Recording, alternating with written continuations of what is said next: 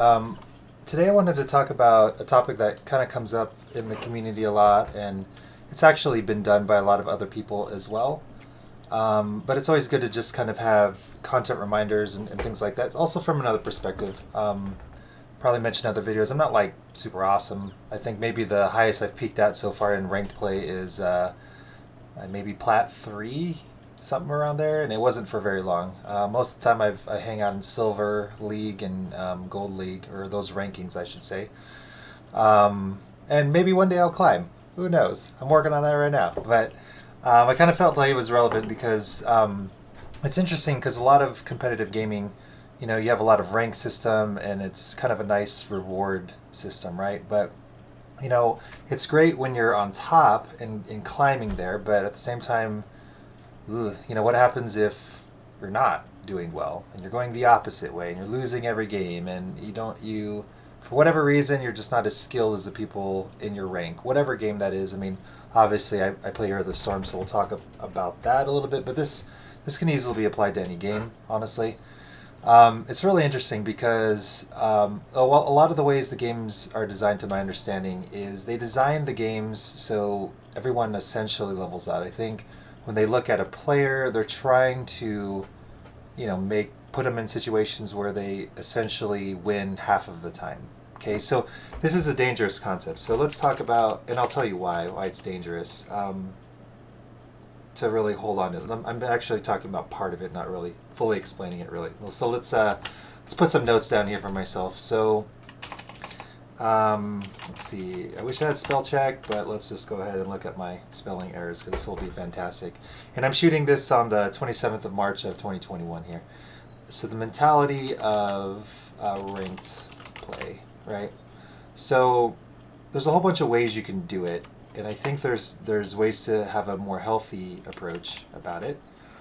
Because you have a lot of different. Well, let's not a lot. There's a handful of different ways that you approach a game in general, especially if you play it a lot, and especially if it's a rank system. You got a casual mentality, you got a hardcore mentality, and those are the main groupings. And maybe somewhere you're in the middle, right? But usually it's going to be like you either play a ton and you're super into it and just all about all the nuances about it, and then maybe you just enjoy the game, but not enough to like research everything, and maybe you just don't play that much at all. But either way, most of the times you're going to fall in one of these two categories. But obviously, there are gray areas between them. Maybe less casual, maybe way more hardcore. But just for the sake of the example, I will just put everyone in those two categories. So for now, put you guys in boxes. No, you're like delete this video. All right. Anyway, but as far as like the reason that it's important to identify two different types of people, because maybe depending on the game you're trying to become pro, or maybe you're just playing it for fun, or maybe it's for fun to maybe eventually turn to pro. I mean, whatever the case may be. Now the thing is that what's interesting about the system, going back to the 50%. So if the system is designed to keep you at 50%, this could impact a lot of things in how you approach the game, right? So just understand that that's the system, and also keep in mind that like if you're trying to reach a goal, right, like achieve a certain rank or whatever, but knowing the system is designed this way, at some point you're going to reach a peak, right? With your current playstyle. And the peak doesn't necessarily mean this is like your ceiling. It just means that for your current understanding of the game you're playing, the current knowledge, the dynamic of whatever it is, you're going to reach a ceiling at some point until you learn more, right? So it could be, ways to obviously increase, let's see, so ways to increase your capacity. I mean, obviously, like, get better at the mechanics, or like your micro. There's macro stuff, which understanding the dynamics of the map. Maybe it's something like you have an edge in drafting, as an example. Maybe it's trying to coordinate combos, even if you're not like talking with them. Like maybe there's some things that you could do as a damage dealer to kind of follow up with stuns or things like that, or just ways where they lock the enemy down, and just follow up and identifying those things, or being, at the right place, the right time. Um, I mean, there's a whole bunch of factors. And even if you do everything right, let's say you play perfect, you're only one person, right? And Heroes of the Storm, there's five. So you could be playing perfect, and the other four don't. You can't control that. Okay, so then maybe you take a loss that game. And maybe the other team, they've got two or three people playing perfect, and there's only one on your team. Well, that sucks for you, right? So the goal is, and you got to keep it in perspective, and I've heard this many, many places, a handful of podcasts, a lot of other people that play this game way more than I do, have done way more research than I have. But it seems like the general consensus is around 55% is your goal that you're trying to do. I mean, technically, if you want to be technical, if you're at 51%, you'll climb, percentage-wise. It's just going to be slower, right? I think the reason that the goal is 55 is because if you're not, if you want to see some sort of progress in the time that you are playing, at least it feels better than climbing at a 51%. But I mean, if we want to be technical, it's 51%. Eventually you'll climb. If you hold that percentage, it's going to be super slow, right? But at the same time, if you're at a 51%, that means someone somewhere is probably at a 49%, right? So the thing is if you're trying to, if your happiness, that's probably what I want to say here, if your happiness is reflective of where you currently are, or how you're performing, let's see let's just say of your wins, if it's reflective of your wins, then it's going to be tough to really sustain happiness playing this game. I mean, a lot of the reasons that we like playing games in general is because it's fun, right? Now, when you're throwing a ranking system, it creates a whole bunch of anxiety, especially if you have lofty goals for yourself. For example, let's say I want to be Grandmaster, which would be amazing, but I'm lacking a lot of things. That's why I'm in gold, or right now, or silver, or whatever. Right? Doesn't matter. Bronze, whatever. Doesn't matter what rank you're currently in. But if you have a goal, there has to be a thing where you just have to kind of break it down. Okay, if I want to get there, what are they doing that I'm not, right? And there's a whole bunch of ways you can analyze that.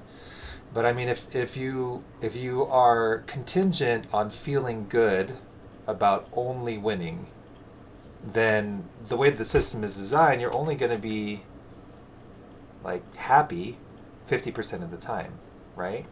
Because that's the way the system is designed. Now, if you're only winning 55% of the time, that means 45% of the time you're unhappy. But at the same time, that also is a mentality where you could take losses worse than they are, right? So the thing is in order, if you want to have fun while you're ranking up, your goals, and again, this isn't stuff that hasn't been said before. Maybe it's the first time you've heard it, then great. But if you want to have fun while you're ranking, you have to have alternate goals. Okay? Now, some of those alternate goals could be a lot of different things. Maybe, for example, let's say you're on a league team where it's not strictly in-game ranking. It's like an amateur league or something like that. NGS for an example for Heroes of the Storm. Sadly, Heroes Lounge actually is around. It's just around for European players, so it still applies if you're over there watching that, or have that opportunity to do that. And if you don't know how to get there, just message me in the comments, and I'll let you know where to go for that. But if your outside goal is to get better for your league play, then it kind of switches the mentality, right? Because the goal necessarily isn't to rank up. The goal is to get better so you perform better for your team. Right? Because if you're honest with yourself, if you're trying to learn a new character for a competitive environment, but you don't have time to practice with your team all the time on it, then you just want to do it in Storm League, right? Or do it in ranked or whatever. But the thing is that when you do that, when you're trying to learn a new character, you gotta be real with yourself. You might not win a lot at first, if at all. So, don't put more pressure on yourself than you need to. Now, some other reasons that could be fun is, maybe you're just trying to learn the map, right? You're like, okay, every time I get this map, I'm just going to focus on getting the camp timings well, or trying to soak as much as I can, or get experience as much as I can. You know, maybe it's a character thing, like I said before. Um, and really, it's the small wins. Like, for example, if it's a character, as an example, like maybe it's about getting a combo or seeing the opportunity the way the character is designed, right? Or maybe hitting, like, being the top of the damage charts or the healing charts, or getting a follow-up stun. I mean, there's a lot of different things to focus on. I think you just have to understand that going in a ranked system, you can't control everything. You only can control 1/10 of the game, which is yourself.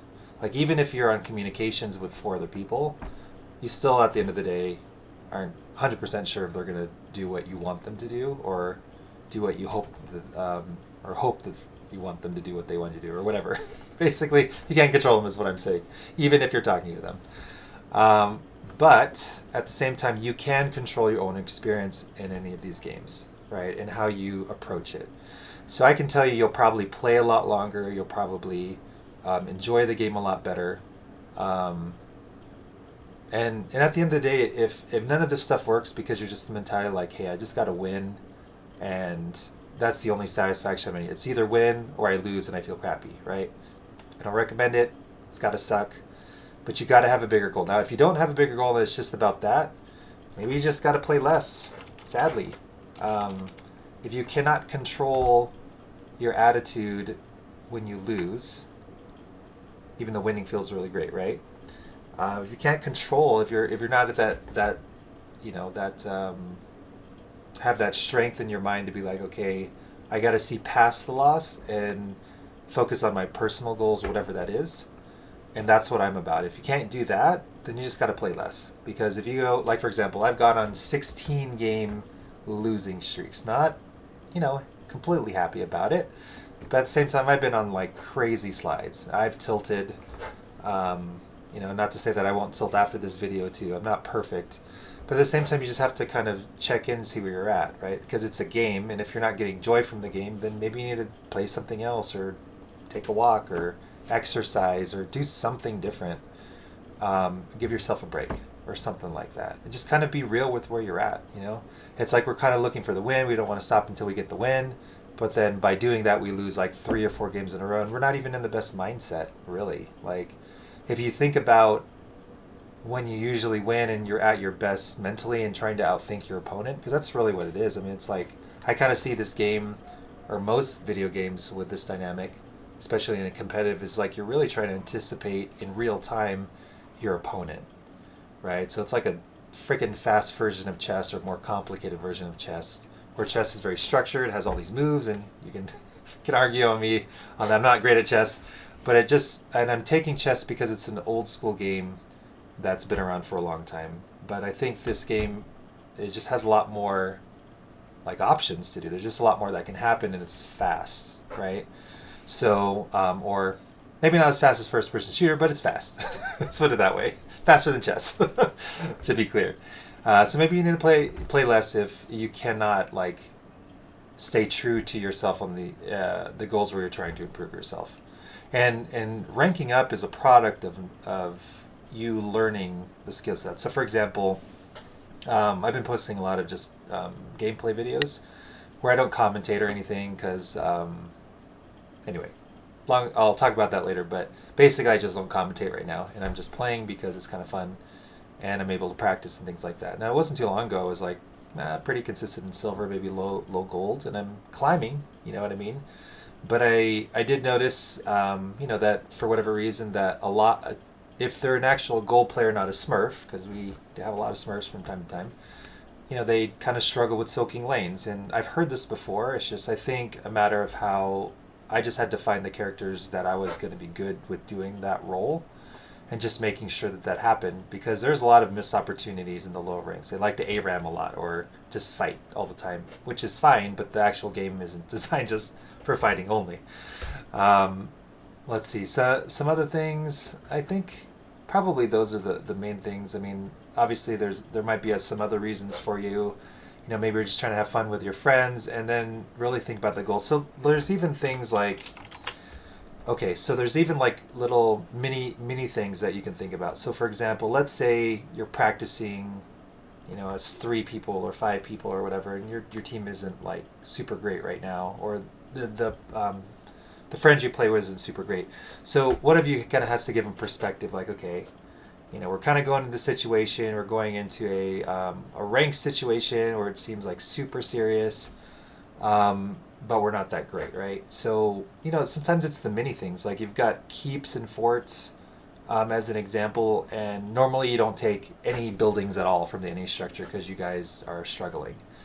So maybe a mini goal is to take one or two of the ones at the front. I think those are keeps. I can't remember the names of which buildings, but let's say you take two of the front structures. That's a win for you guys. If you've never done that before, that's a win, right? And there's ways actually in the game to amplify those mini wins. You know what I mean? But it's like seeing the small progression. Sometimes it's hard when you lose because it's just like you lose or you win. But if you could actually stack up your improvement on, let's see, I think that's what I wanted to write here. Mini goals within the game.